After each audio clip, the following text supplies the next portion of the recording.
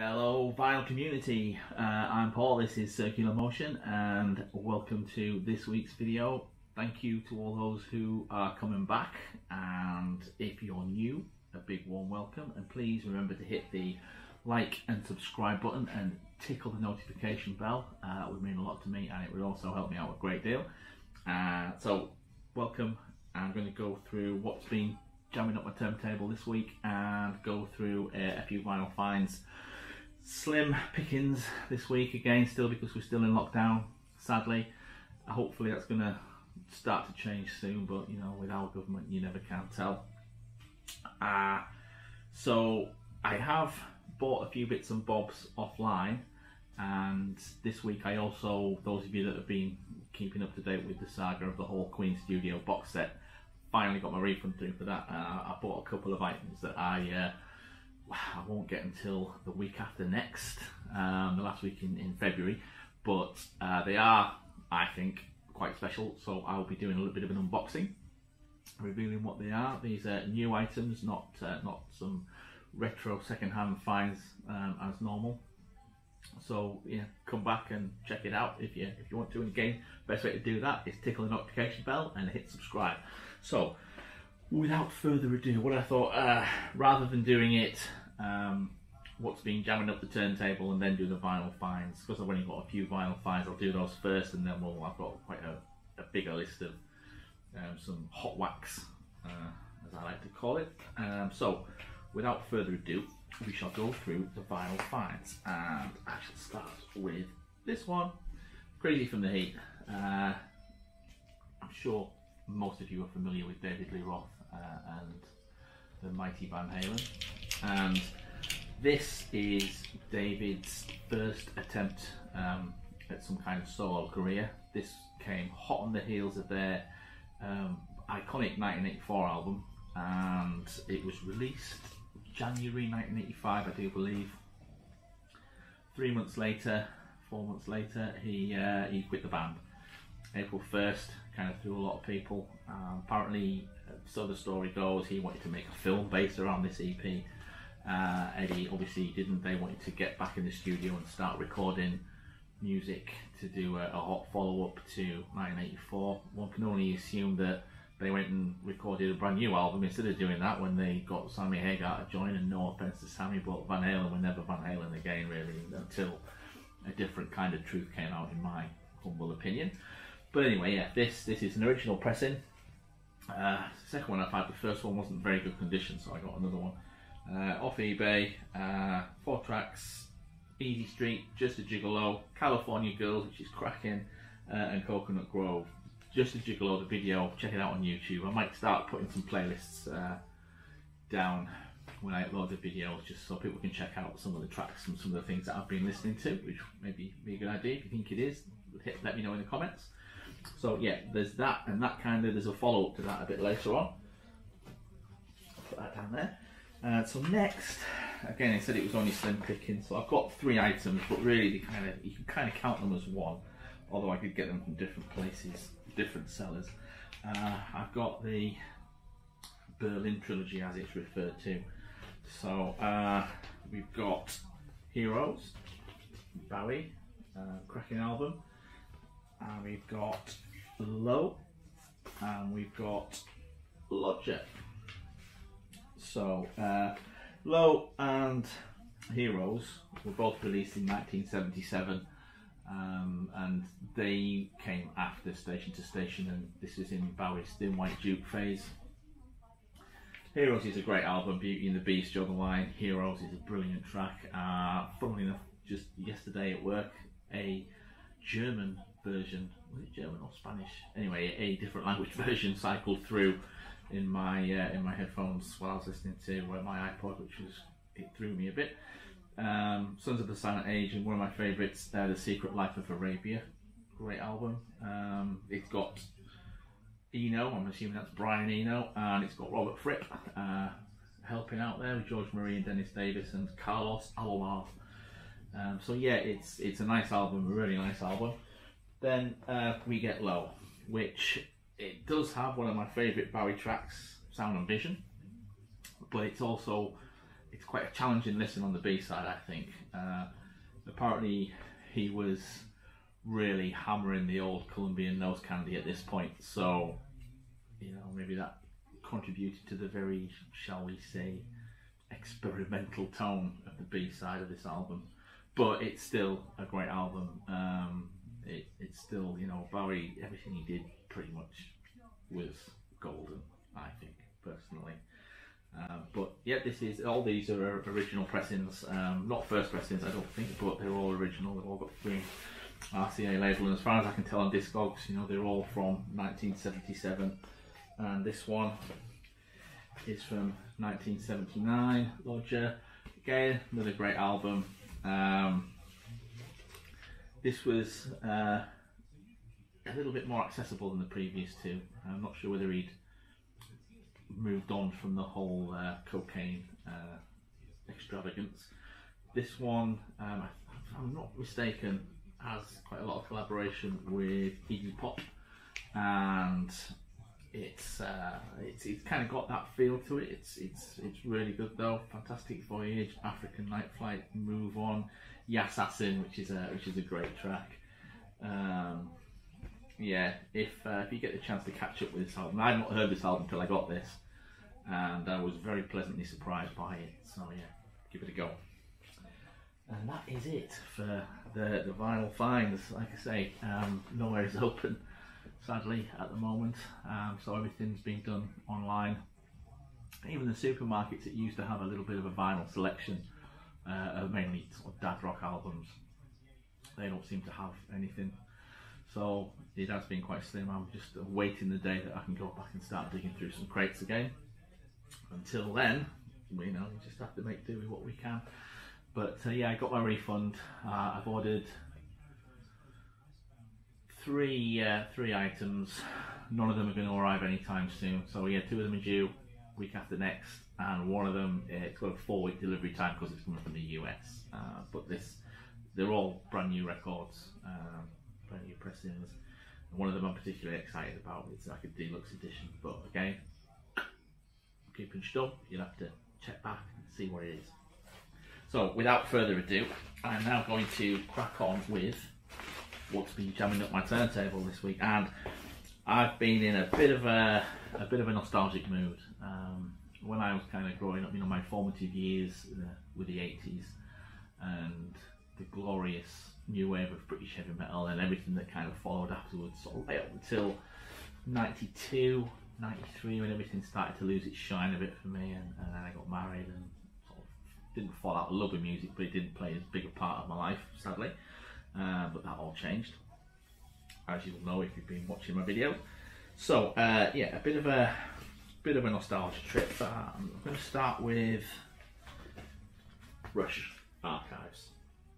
I picked this up for, I think it was a tenner, in my favourite shop here in Darlington, the Record Hut. And it's got 3 albums basically.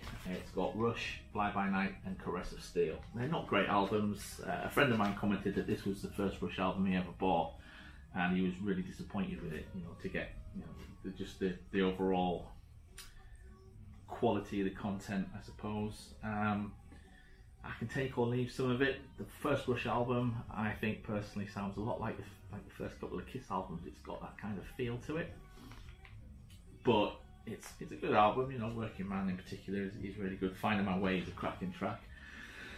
Fly By Night, Anthem I really like. Vitor and the Snow Dog are really good. Fly By Night itself, and Rivendell. Bastille Day and Lakeside Park are pretty much really it for me. The rest of it's a bit hit and miss. I don't really think they came into their own until 2112, and then that really, you know, they seem to find the groove at that point, and that was their hotspot for a few albums. But these are still great albums, and to get them, I mean, they're in pretty decent condition for 10 quid. I think they came from a smoking household, because there is a slight smell about them, but they play really nicely, even down to, I can't remember which one it's on. I think it might be Vitor and the Snow Dog, where in the lock groove you get the bells ringing as it's going around, which is really cool. So yeah, I've been listening to this. Next up, I've got the Eagles. You'll all be familiar with this, I'm sure. And listening to Rush and now the Eagles bringing these out, it's kind of like looking like it's dad rock hour, but it's not that bad, I assure you. This is a great album, and this is a reissue. I haven't been able to find an original copy, but is it me, or should they have put Hotel California at the end of the album, not the beginning? Because although it's a great collection of songs, once you kind of listen to Hotel California, there's nowhere for this album to go. So nothing else that you hear on this album quite has the same impact.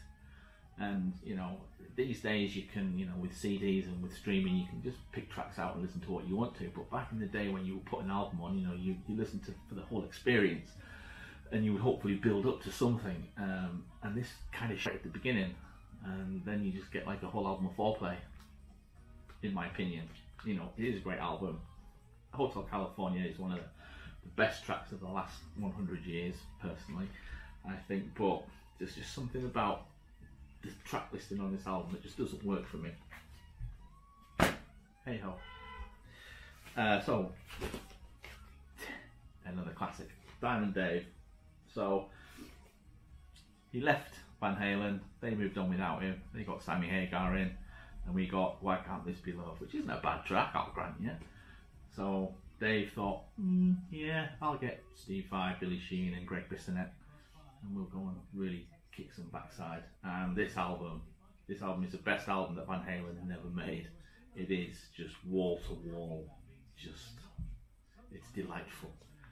From, you know, the opening, like Yankee Rose, right through to That's Life, it is just bona fide, all killer, no filler. This is an original copy from 1985. Was it 1986? I can't tell, but it's original anyway. I haven't had this all my life. I bought this from my favourite record store in the town here, and I think I got it for a tenner, and it is in immaculate condition, and it sounds brilliant. And hit Queens of the Stone Age. I bought this recently, I got it cheap, 20 quid. It's a 2-album set, so it's quite nicely spaced out. I'm not a massive Quatsa fan, I'll be honest, but the track No One Knows is off the scale. It's brilliant. Dave Grohl's drumming on that track, it never ceases to like make me go. The video's great, and it's not a bad album. It sounds really good. It sounds better than the double disc reissue of Angel Dust by Faith No More, a lot better. And like I say, it was only 19 quid, so that was a bargain. So now we're gonna get into some real nostalgia territory. So I shall bring up this one. This is Agent Steel, your textbook 80s thrash metal with a nice sort of wailing vocalist and some proper speed metal sort of guitar and the pounding drums. It's a great album. They were a great band back in the day. I used to have the first 2 albums, Unstoppable Force and Skeptics Apocalypse, and I think I had an EP as well, Mad Locust Rising it was called. Sold the other 2, kept this one, just because I couldn't sell it at the time. No one wanted to buy it, strangely. But yeah, it is a great album. And if you like that kind of thing, that genre, I thoroughly recommend it. Changing the tone a little bit, Hanoi Rocks, Rock and Roll Divorce. I've had this a long while, but I'm not sure where it came from, because it's not an album I remember ever buying. It is a good album though, but it's not a brilliant album as live albums go. It kind of captures, I've seen it said somewhere where you can hear it's the sound of a band falling apart, and it does kind of capture that essence of a dying band, but it's still quite an energetic performance. It was recorded in Poland, I believe, the Rock Arena Festival in 1985, from what I can gather. It's got some kind of number on the back there, 01018. Not sure whether that means it's like a limited edition or anything, I really don't know, but it's quite vanilla in the packaging and everything, but it's in great condition. because I've had it all this time, and yeah, you know, as things go, it's not a bad album.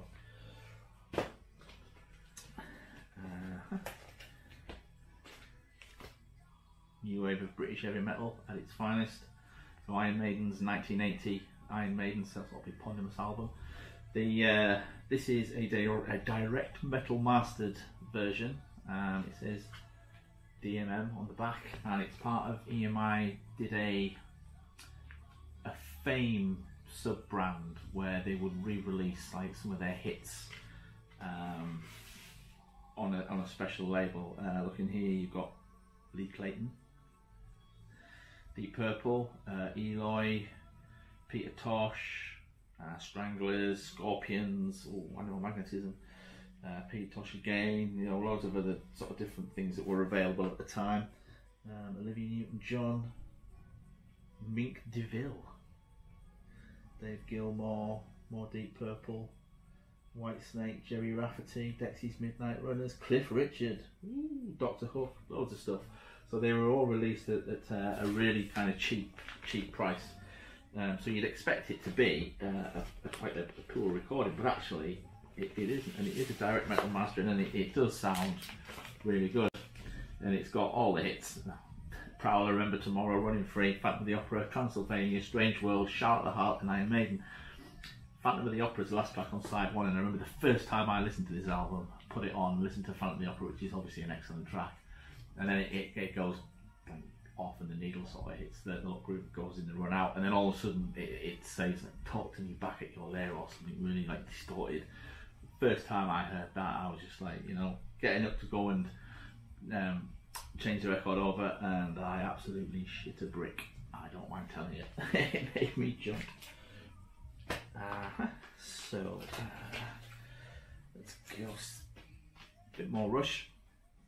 Not 2112, you know, you'll be able to tell straight away it's a bootleg. Well, not a bootleg as such. It's not an official Rush release.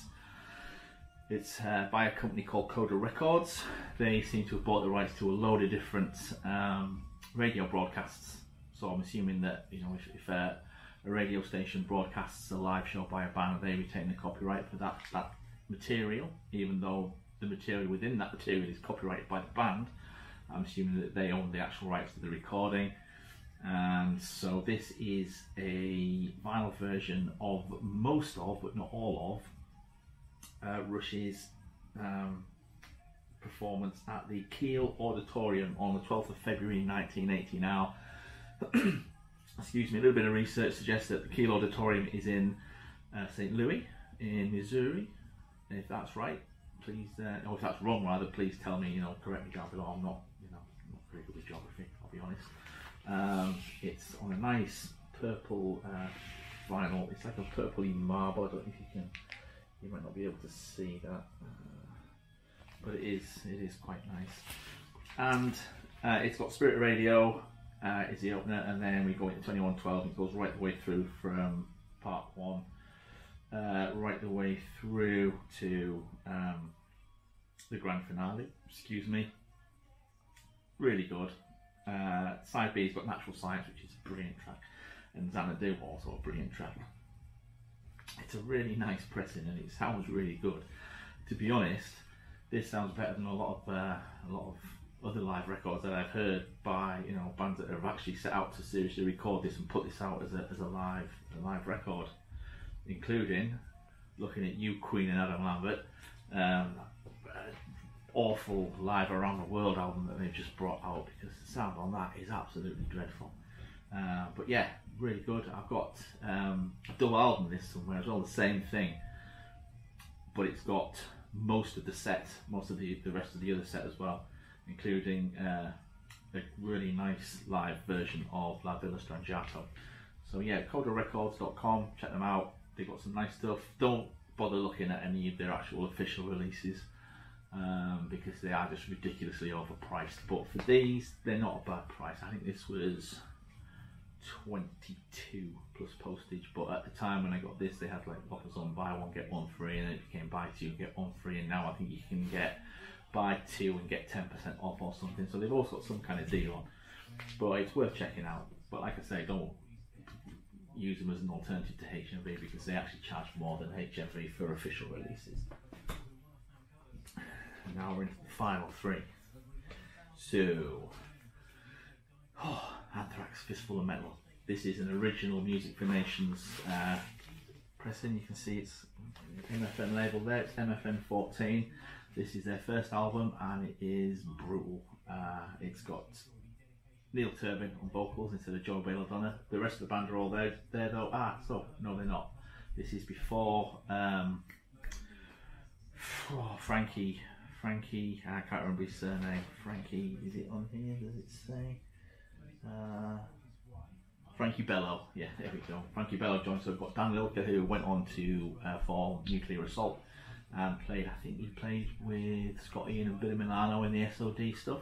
But yeah, it's brilliant. Death Rider, Metal Thrashing Mad, a great cover of I'm 18, Panic, Subjugator, Soldiers of Metal, Death from Above, Anthrax, Across the River, Howling Furies, fantastic. And the best thing, I used to play the drums a long time ago, and I like listening to drums. I like the drum sound on stuff, which is, you know, my thing. And this album is, the drums on this sound just in your face, which is why I like it. So yeah, there's that. And now I'm going to do two together. So we're going to go, a bit too much like that, there we go. Metallica, Master of Puppets, and Anthrax, Spreading the Disease. Now, both of these are originals. So yeah, the Music for Nations label there. This is MFN 62. Yeah. And this is MFN 60, I do believe. Yeah, it's got the original. I've got the original sleeve here, which has got Charlie Benante's artwork. There's some great stuff there. Both of these are killer albums. They were killer albums for me at the time when they came out. You know, they both bring back fond memories. When this album was released, Metallica toured it. To support it in England. They toured and they brought Anthrax, who were pimping this, as support, and they played a load of small venues. I say small, you know, like City Halls and Manchester Apollo and the Newcastle Mayfair, which was a little nightclub that had a stage and would put music acts on, and it was just the best venue in the world because you could get right up close with the band. And me and my mates, we saw Metallica on quite a lot of the dates on that tour actually, and the Mayfair gig stands out in particular because one of us ended up stealing Scott Ian's trainer, we believe, and I had that for a while, but I wasn't the one that pinched it. Somebody else did, and then I ended up with it, and I'm not sure what happened to that. And then during Metallica's set, somebody pinched Cliff Burton's bottle of water off the stage, because this was, you know, just in the weeks leading up to his death. And so pinched his water off the stage, and we all had a mouthful out of it, and 3 of us were bad the next day. But I'm not saying it was Cliff Burton's fault that Cliff Burton gave us the tummy aids, but we were just puking and it was coming out the other end. And as a result, I can't remember if we all 3 of us missed it, but I couldn't attend them because everyone went up to go and see the Scottish contingent of tour dates, and I just couldn't do it. I felt so ill. But another funny story. We saw them at the Manchester Apollo, and little old me decided, like 19-year-old me decided to jump up on stage during the encore Metallica, and I can't remember what the encore was, but I jumped up and ran up to James and put my arm around him and went, yeah! And then I ran to the side of the stage to avoid getting filled in by the road crew, and I went to like just stage dive as you do, and the whole crowd just parted and I just hit the deck. Not only did I hit the deck, but the bouncers could see exactly where I was, and they came and got me and started marching me towards the door, the fire exit, and I was like, oh my god, I'm going to die here. These 2 big guys, and skinny me, because I wasn't as well built as I am now, and they just shot me out, thankfully, and said, right, off you go. So I'm sat there thinking, what do I do? Well, there's like a little window ledge. I sat there and thought, where are my mates? what do I do? And we were parked on the back where I'd been kicked out. So I thought, well, I may as well sit here and wait if I can like catch them. Anyway, this little white tranny van pulls up the windows in the side, and the fire exit opens again, and the Anthrax walk out. I was like, wow, starstruck. And then my mates turned up. They went. My mates turned up, and then we got backstage. I'm sure it was at the Apollo. We got backstage, and we met. We met Metallica, including Cliff Burton. And I've got a photograph somewhere of me with half of Cliff Burton's head visible because the idiot friend that took the photo didn't know how to take a photo. So they've got me going, and that much of Cliff Burton's head in the shot. So that's not really, that's a fail in my book. But yeah, so that's it. Funny stuff. I'll see if I can dig out the picture and see if I can tag it on the video for you all to laugh at. But that's it. That's the weekly roundup. I shall be joining you midweek again for my second part of my delve into my 12-inch single collection, and until then, everybody stay safe, and please, feel free to hit me with some finds that you've got in the comments there, or but please hit the like button, hit the subscribe button, and the notification bell too, so you can keep up to date with everything and keep coming back. Thank you. Stay safe.